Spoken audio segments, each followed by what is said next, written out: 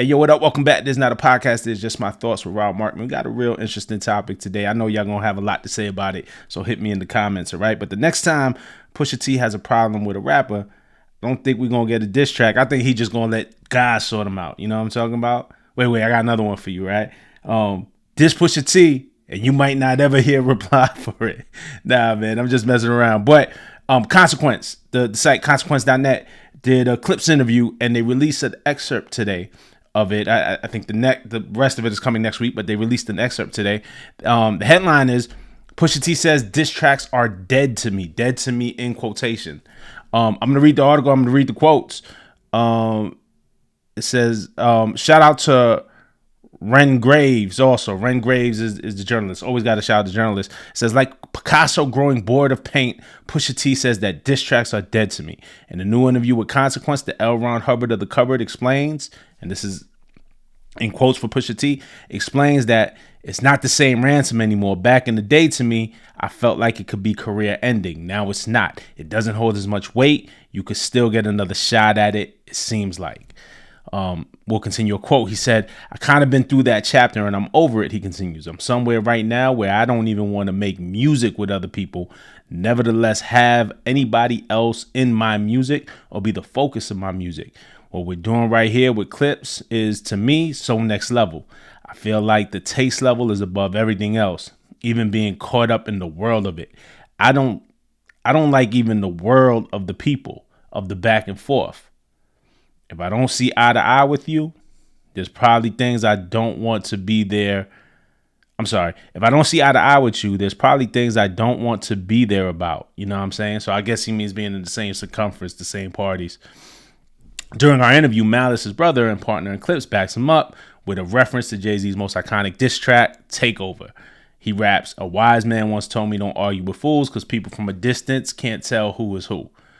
This is a short article, but this is a good one, man. So they go on, right? The writer goes on, and this is true. Pusha T is responsible for some of the most unforgettable diss tracks never to have been performed at the Super Bowl, including The Story of Adidon, which put Drake through the ringer, the new Clipse banger, So Be It, which rags on Travis Scott, and Chains and Whips, which takes shots at Drake's pal, Jim Jones. I don't know if Drake, I get it. Let me finish reading the sentence. Drake's pal, Jim Jones, and a lengthy discography of attacks on Lil Wayne. I don't know if I would classify Jim Jones as Drake's pal. Like, I obviously, when Drake came to perform at the Apollo, Dipset came out, Drake bought the Mink. Like, they're cool. And then, you know, at the time, right, you chasing the feature out of your element. Like, Pusha's speaking to Jim, referencing Drake. So, they're cool for sure. I don't know, like, when I say Jim Jones diss, like the first thing I think about when I think of Jim Jones is, what I'm saying is this. When I think about Jim Jones, the first thing I don't think about is, oh, that's Drake's pal. But I'm just nitpicking there, man. Shout out to the writer. But now, according to Cocaine's Dr. Seuss, is another quote from Pusha. It's kind of dead to me.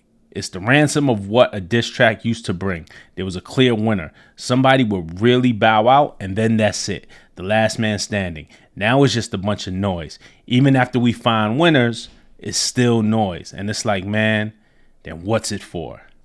Then the last paragraph says, check back next week for more from our interview with Clipse. In the meantime, catch the hip hop legends on our 200 best songs list of 2025 and reread our review of Let God Sort 'Em Out. So I mean, interesting that Pusha is here. I'm not surprised. The interesting part, though, is I mean, like the article says, Pusha has a lot. I mean, So Be It was at Travis Scott. We talked about that a lot this year. Story of Adidon was vicious. Yeah, he threw shots at Jim.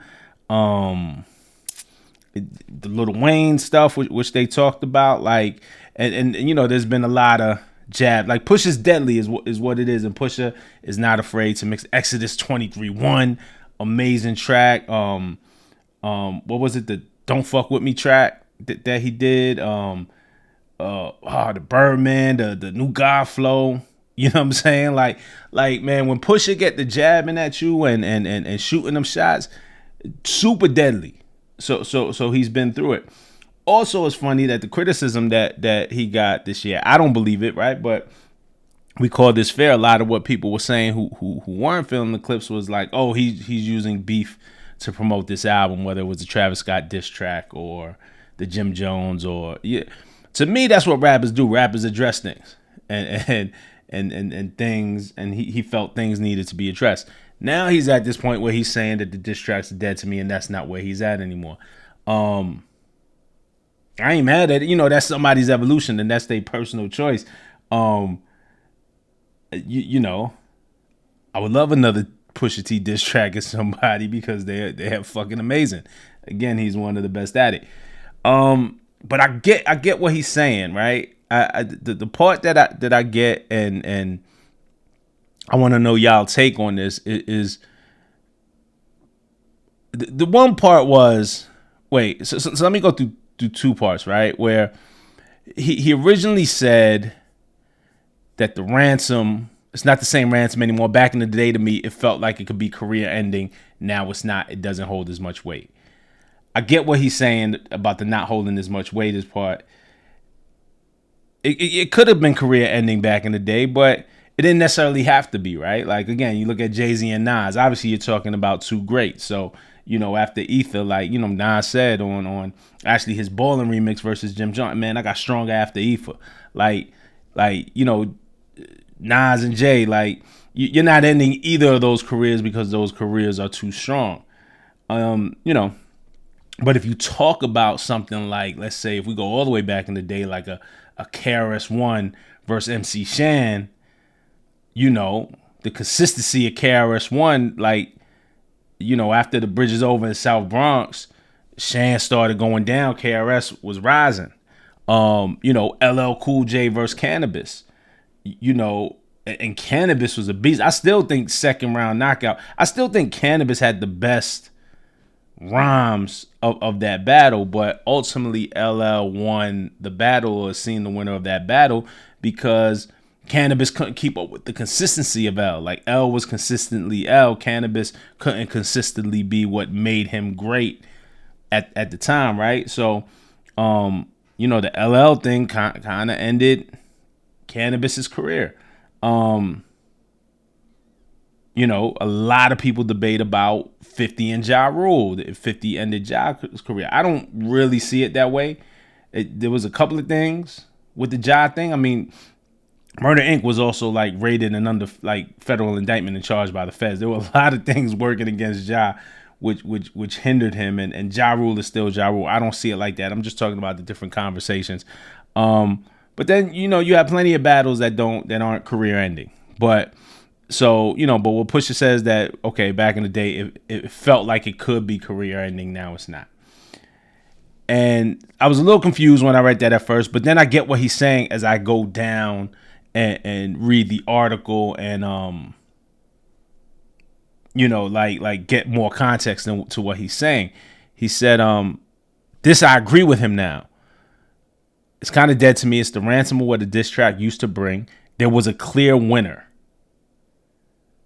Somebody would really bow out, and then that's it, the last man standing. Even Jay-Z versus Nas. Again, I think Takeover's a better record than Ether. I still do to this day. When Angie Martinez did that vote on Hot 97 where the winner was determined, it was actually like a battle of the beasts. It was Ether versus Super Ugly. I think people forget about that detail. But say all that, that's besides the point. Nas was the winner of that battle.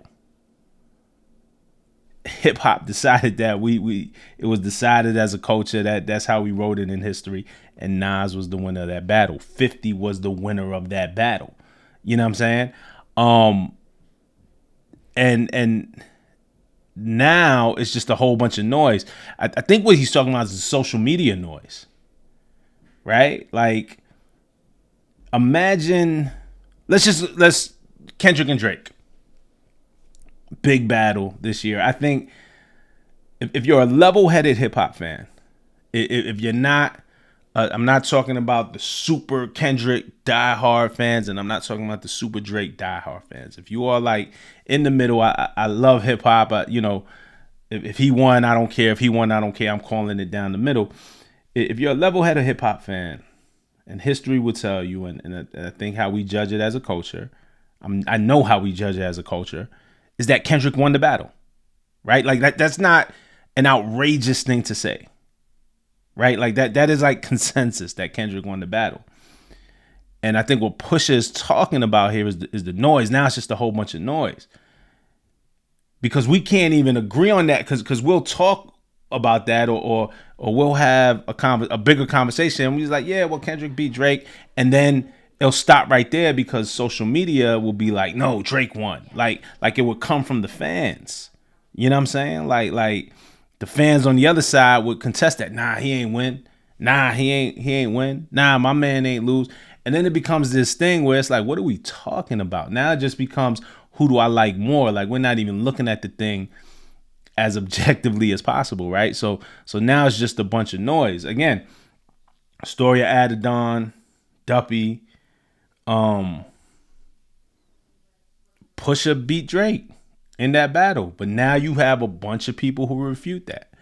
It's depending on your fandom, right? Now it's about whose fandom is bigger and then who can control the narrative. You know what I'm saying? Again, Meek versus Drake. Drake won that battle. Like if you're being objective, Drake won the battle. But I don't think Meek has the fan. I think if Meek had this crazy rabid fan base, I don't even know, what would Meek's fan army be called. I think there would be people who refuted that if there were enough people online who gathered around and pegged their identity to who Meek is. You know what I'm saying? Imagine if Jay versus not. Imagine, because there's a big social media following and digital following for Nas now. Shout out to all the Nas fans. There are some very extreme Nas fans who be in my mentions and be in my comments. And then you see very extreme Jay fans. Imagine back then in 2001, if social media was around, what the Jay-Z and the Nas fan armies would be debating about. Like you won't even get to the shit that the noise that Pusha talks about. I think is like there are certain ones of us who are very like entrenched in hip hop and entrenched in the music and entrenched in this culture, and go back and do the history and study the shit and really try to be like objectives and fans of all of this and not one artist. The issue is that we share space with the masses. So that I may be a fan of Kendrick, and I don't really care about another artist. So I may be a fan of Drake, and I don't really care about another artist. So I'm not like, fuck that. My guy won. I don't care what you're saying. And I think that's the noise that he's talking about when he said, man, it just becomes a lot of noise. So I get that part of it. And that part of it is right. Now he's saying, though, that's enough to make him bow out. That's enough to make him, hey, I'm out, man. Y'all can have it. You know what I'm saying? Interesting to see if he will resist that temptation. Travis Scott responded to "So Be It." I don't think what Travis said was worthy of a response back from Push, but Consequence has been making diss tracks. They've been falling below the radar, but Consequence it hasn't like bubbled to the point where it feels like there's a bunch of public pressure to respond. I don't think that Pusha has to respond to that. But if something formidable, if something felt like it rose to the occasion, will he find himself back in the ring, or is he really swearing it off forever? Is this a temporary feeling? Is this a forever thing? Again, when Pusha gets in that bag, he's one of the most deadly and goddamn it, it's entertaining. But if we don't get another Pusha diss track again, it'll be interesting. But regardless, I hear that there's new music on the way. I mean, they've said it in interviews, so it's not a secret. But I'm hearing some things. I'm hearing about some new music. I'm hearing about some new energy. And so we'll be interested to see what the future holds. But hit me in the comments, man. Let me know what you think of this. Pusha says that diss tracks are dead to him. What do you think about that? Are diss tracks dead to you? Are you over it? And how do you feel about the prospect of us never getting another Pusha T diss track again? And Also, like, will people test him now? Will people like now? Will people be like, oh, okay, you ain't gonna respond? Like, are people gonna poke the bear? You know what I'm saying? It'll be interesting to see who comes out the woodwork. But that's it, man. Just wanted to talk to y'all. I thought that was a cool topic. I thought that was an interesting perspective. Hit me in the comments, and once again, thank all of y'all for. I'm seeing it. I'm screenshotting it. I'm gonna shout a bunch of y'all out. I promise. I'm screenshotting it. I'm making a list. But thank y'all. I see a lot of y'all YouTube raps, and I'm in a lot of people's #1 position of podcast listen to. I'm in a lot of people's top 5, man, and y'all sharing it and y'all being very vocal about it. I appreciate y'all for that, man. Like, subscribe, do all of that. All right, man. Love y'all. To the next one. Peace.